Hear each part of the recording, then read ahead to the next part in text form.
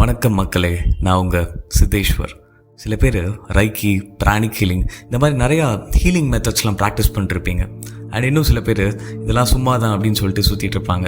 So இது உங்கள் 2 பேருக்கான வீடியோ தான்.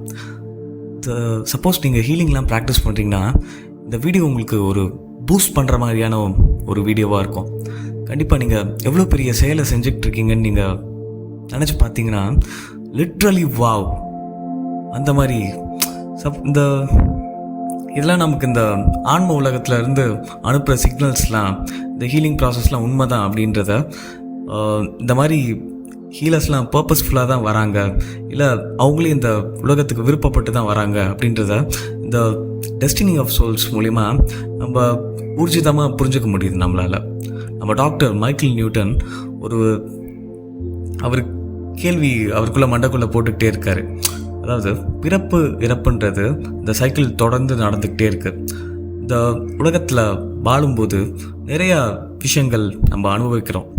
இதனால் நம்ம ஆன்மாவில், அதாவது நம்ம சோலில் நெகட்டிவிட்டி பதியுது அப்படின்றத நம்ம இந்த முந்தைய சில பதிவுகள்லேயே பார்த்துருக்கோம்.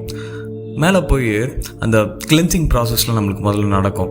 நம்மளுக்கு இந்த தேவையில்லாத நெகட்டிவ் எனர்ஜிஸ்லாம் ரிமூவ் பண்ணுவாங்க, ரிஸ்டோர் பண்ணுவாங்க. இதுக்காக அங்கே மேலே ஹீலர்ஸ்லாம் இருப்பாங்க அப்படின்லாம் நம்ம பார்த்துப்போம். அப்போ மேலே ஆன்ம உலகத்தில் ஹீலர்ஸாக இருக்கிறவங்க கண்டிப்பாக பூமியில் பிறப்பெடுக்கும்போது அப்போ அந்த ஹீலிங் அவங்களுக்கு ஞாபகம் இருக்கணும்ல. ஸோ இதுதான் நம்ம டாக்டரோட கேள்வி. இப்போ இதை கிளியர் பண்ணுற மாதிரி ஒரு பேஷண்ட் அவர்கிட்ட வராங்க. அவங்க ஒரு பெண்ணு, ஆன்ம உலகத்தில் அவங்க பேர் புரியன். ஸோ இவங்க இப்போ ரைக்கி அப்புறம் சில ஹீலிங் மெத்தட்ஸ்லாம் ப்ராக்டிஸ் பண்ணிகிட்டு இருக்காங்க. ஸோ அவங்க ஒரு சிட்டிங் அவங்க ஹீலிங் கொடுத்தாலே மற்றவங்களுக்கு நிறையா வித்தியாசம் தெரியுமா. ஸோ அப்படி ஒரு சிட்டிங்லேயே நிறையா பேருக்கு குணமடைஞ்சிடுவாங்களா நல்லா. அப்படி ஒரு திறன் வாய்ந்த ஒரு ஆள். ஸோ ஒன்ஸ் இவங்களை இந்த ஹிப்னோசிஸ் ஸ்டேட்டுக்கு கொண்டு போகும்போது அவங்களுக்கு ஒரே எக்ஸைட்மெண்ட்டாக அவங்களால அதை தாங்கவே முடியலையா. வெயிட் பண்ணு, நான் மேலேயும் இதே வேலையை தான் பார்த்துட்ருக்கேன் அப்படின்றாங்களாம். நான் மேலேயும் அது தான் பண்ணிகிட்ருக்கேன். ஹீலிங் பண்ணுறது தான் நானும் என்னோடய ஃப்ரெண்ட்ஸும் பர்பஸாக எடுத்து இங்கே பிறந்திருக்கோம். இப்போ தான் எனக்கு எல்லாம் புரியுது. என்னோடய வாழ்க்கையில் இதெல்லாம் என்னால் எப்படி ஈஸியாக புரிஞ்சுக்க முடியுதுன்றது இப்போ தான் புரியுது அப்படின்னு ரொம்ப எக்ஸைட்மெண்ட் ஆகிறாங்க. அங்கே ஆன்ம உலகத்தில் ஹெல்ப் பண்ணது மட்டும் இல்லாமல் பூமிக்கு பிறப்பெடுத்து இந்த ஹெல்ப் பண்ணுறவங்களுக்கு எங்களை நாங்களே டிரான்ஸ்ஃபார்மர்ஸ் அப்படின்னு சொல்லிக்கிறோம். டாக்டர் அது டிரான்ஸ்ஃபார்மர்ஸ் அப்படின்னு கேட்டதுக்கு நாங்கள் ஒரு ரிப்பேர் மெக்கானிக் மாதிரி. இந்த உலக மனுஷங்க நிறைய துன்பன்றதை அனுபவிக்கிறாங்க. ஏதோ ஒரு காரியம் செய்கிறான், அதனால் ஒரு துன்பன்றது அவனுக்கு ஏற்படுது. அந்த துன்பன்றது ஏற்படுறது அப்படின்றது தெரிஞ்சும் அந்த காரியத்தை அவன் செஞ்சுக்கிட்டே தான் இருக்கான் அப்படின்னு சொன்னால் அவன் உடம்புல எங்கேயோ ஒரு நெகட்டிவ் பிளாக்கேஜ் அப்படின்றது இருக்குது. நம்ம பார்க்குறது வெறும் ஃபிசிக்கல் பாடி, நம்ம கண்ணுக்கு தெரிகிறது. ஆனால் இந்த ஃபிசிக்கல் பாடியை சுற்றி ஆஸ்ட்ரல் பாடி, அதாவது எனர்ஜி பாடி அப்படின்னு ஒன்று இருக்குது. இதை தான் சயின்ஸ் ஆரா அப்படின்னு சொல்லுது. அந்த ஆஸ்ட்ரல் பாடியில் நெகட்டிவிட்டி ஏதாவது இருக்கும். ஸோ இதை கிளென்ஸ் பண்ணி தன்ட்டோன்னு சொன்னால் அவன் ஏதோ ஒரு விஷயத்த செஞ்சு துன்பப்பட்டுக்கிட்டே இருந்தான். அந்த விஷயமே அவனை விட்டு போயிடும். தொடர்ந்து ஒரு நல்ல முடிவை அவனால் எடுக்க முடியுது. ஒரு கான்ஃபிடென்ஸ் அவனுக்கு வரும், ஒரு செல்ஃப் கான்ஃபிடென்ஸ். அவனை செல்ஃப் வேல்யூ பண்ணிப்பான். அவனை முழுசாக உணர ஹெல்ப் பண்ணுறோம். அவனுக்கு அவனே ரெஸ்பெக்ட் கொடுத்துக்கிறான். ஸோ இதனால் அவனோட ப்ரொடக்டிவிட்டி ரொம்ப அதிகரிக்குது. இதனால் ஒரு 2 மணி நேரம் 3 மணி நேரம் செய்ய வேண்டிய வேலையை ஒரு அரை மணி நேரத்துலேயும் அவனால் செஞ்சு முடிச்சுட்டு போயிட முடியுது. ஸோ இதுக்காக தான் நாங்கள் எங்களே டிரான்ஸ்ஃபார்மர்ஸ்னு சொல்லிக்கிறோம் அப்படின்னு சொல்கிறாங்க. ஸோ நம்ம ஒரு விஷயத்தை அடுத்தவங்களுக்கு சொல்லணும்னா முதல்ல நம்ம அதை உணர்ந்து அதை ப்ராக்டிஸ் பண்ணி பார்த்துருக்கணும். அப்போ தான் நம்ம அதை அடுத்தவங்ககிட்ட சொல்ல முடியல. ஸோ நான் பிராணிக் ஹீலிங்கில் சோல் கிளாஸ் அப்படின்னு ஒரு கிளாஸ் இருக்குது. ஸோ அதுக்கு போனேன். லிட்ரலாக நம்ம இது வரைக்கும் பார்த்தது எல்லாத்தையுமே உண்மைதான் அப்படின்னு புரிஞ்சுக்கிற வகையில் நம்ம ஒரு கரெக்டான வழியில் தான் போயிட்டுருக்கோம் அப்படின்றது எனக்கு புரிஞ்சுது. லிட்ரலாக எனக்கு பர்சனலாகவே நம்பவே முடியாத நிறைய விஷயங்கள் நடந்தது. ஸோ இந்த புக்கு நான் வெளியில் போய் கற்றுக்கிட்டது, நான் வெளியில் போய் பார்த்தது சில விஷயங்கள், அப்புறம் நான் எல்லாமே இதெல்லாம் கரெக்டாக கோயின்சைட் ஆகுது. ஸோ எல்லாமே ஒரு காரண காரியத்தோடு தான் நடக்குதுன்னு என்னால் அதை உணர முடிஞ்சுது. ஸோ நான் இப்போ இந்த சோல் கிளாஸ் போனேன்னு சொன்னால, ஸோ அது 2 days class. Master Choa Kok Sui, so அவர் தான் வந்து founder of modern pranic healing. So அவரோட கிளாஸ் தான் போயிருந்தேன். முதல் நாள் வந்து நம்ம இந்த உடம்பு, நரம்பு, சதை, இது எதுவுமே நம்ம இல்லை, அதை தாண்டி நம்ம யார், இந்த ஆன்மா தான் நம்ம அப்படின்னு உணர்த்துற மாதிரி அந்த சயின்டிஃபிக்காக அந்த எனர்ஜியை ஸ்கேனிங்னு ஒரு மெத்தட் யூஸ் பண்ணி அதை உணர்றது, அதெல்லாம் லிட்டரலாக பார்த்தோம். அந்த எனர்ஜி அப்படியே ஃபீல் பண்ணோம். ஸோ நம்ம சேனலில் பார்த்த அந்த விஷயத்த அப்படியே சொன்னாங்க. லிட்டரலாக எனக்கு அந்த வாவ் ஃபீலிங் தான் இருந்தது. What's our purpose of life, எதுக்காக இங்கே பிறப்பெடுத்திருக்கோம். அண்ட் மொதல் நாள் முடிவில் ஸோ நம்மளோட எண்ணத்தையும் கம்ப்ளீட்டாக பாசிட்டிவாக மாற்றிடுவாங்க. அந்த ஃபர்கிவ்னஸ், எல்லாரையும் மன்னிக்கக்கூடிய அந்த குணம், ஸோ அதெல்லாம் பண்ணி லிட்டரலாக நீங்கள் ஒரு பியூரஸ்ட் ஃபார்மில் இருப்பீங்க அப்போ. ஸோ அப்போ வந்து அந்த முடிவில் ட்வின் ஹார்ட்ஸ் மெடிடேஷன் அப்படின்னு ஒரு மெடிடேஷன் பண்ணோம்.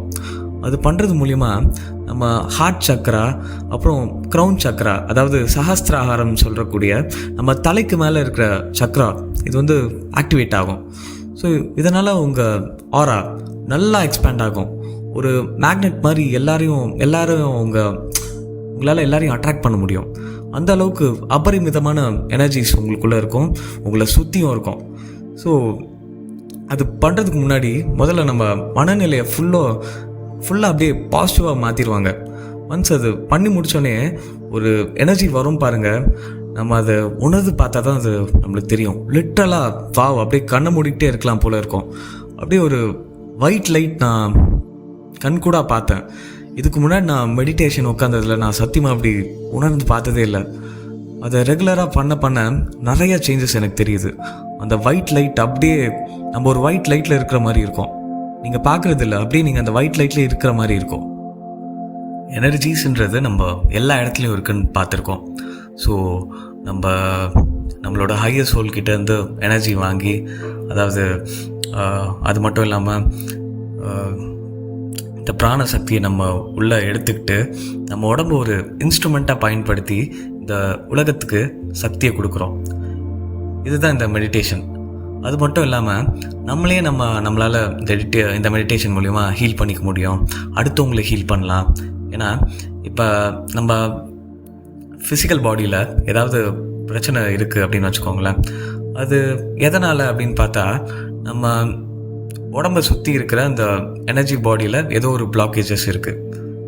வாவ், லிட்டரலாக இதே தானே நம்ம அந்த டெஸ்டினி ஆஃப் சோல்ஸில் இதுக்கு முன்னாடி பார்த்தோம். ஸோ இதே தான் இங்கேயும் சொல்கிறாங்க. இந்த பிராணிக் ஹீலிங்கோட கான்செப்ட் தான்.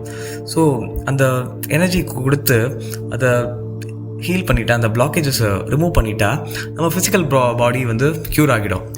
அவங்க மருந்து மாத்திரை எடுத்துக்காதீங்க அப்படின்னு சொல்லலை. ஏன்னா அந்த மருந்து மாத்திரைன்றது அந்த ஃபிசிக்கல் பாடிக்கு தேவை. ஆனால் முழுசாக அதை க்யூர் பண்ணோன்னா நம்ம எனர்ஜிஸோடு தான் விளையாடணும். அந்த பிளாக்கேஜஸை கண்டிப்பாக நம்ம ரிமூவ் பண்ணியே ஆகணும். ஸோ நான் அந்த 2 நாள் கிளாஸ் போயிருந்தால, அப்போ வந்து ஒரு அம்மா எங்கள் ஹஸ்பண்ட் வந்து ரொம்ப என் பசங்களையும் என்னையும் அவருக்கு சுத்தமாக பிடிக்கல அப்படின்னு ஒரு அம்மா அழ ஆரம்பிச்சிட்டாங்க. இன்னொருத்தங்களுக்கு செம்ம ஜுரம், லிட்டரலாக சரியான ஃபீவர். அந்த ஃபீவர் இருந்தவங்களுக்கு ஹீலிங் கொடுத்தாங்க. நம்ப மாட்டீங்க, 1 hour she was completely normal. இதனால் அவங்க எனர்ஜிஸ், இந்த ஹீலிங் கொடுக்குறவங்களோட எனர்ஜி வேஸ்ட் ஆகுமா, அவங்களோட சக்தியை யூஸ் பண்ணி தான் கொடுக்குறாங்களா அப்படின்னு கேட்டால், இங்கே தான் பிராணிக் ஹீலிங்கோட சிறப்பு இருக்குது. நம்ம எனர்ஜியை டைரெக்டாக கொடுக்குறதில்ல. முன்னாடி சொல்கிற மாதிரி அந்த பிரபஞ்ச சக்தி கிட்டேருந்து வாங்கி, நம்ம ஹையர் கான்ஷியஸ் கிட்டேருந்து வாங்கி நம்ம பிராண சக்தியை ரிசீவ் பண்ணி அவங்கள ஹீல் பண்ணுறோம். ஸோ முதல்ல உங்களால் ஹீல் பண்ணிக்க முடியும். அது மட்டும் இல்லாமல் உங்களோட குடும்பத்தினரை உங்களால் ஹீல் பண்ணிக்க முடியும்.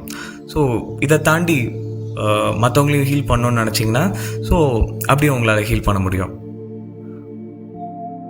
இந்த மெடிடேஷன் பற்றி நான் டீட்டெயிலாக அடுத்த பதிவில் போடுறேன்.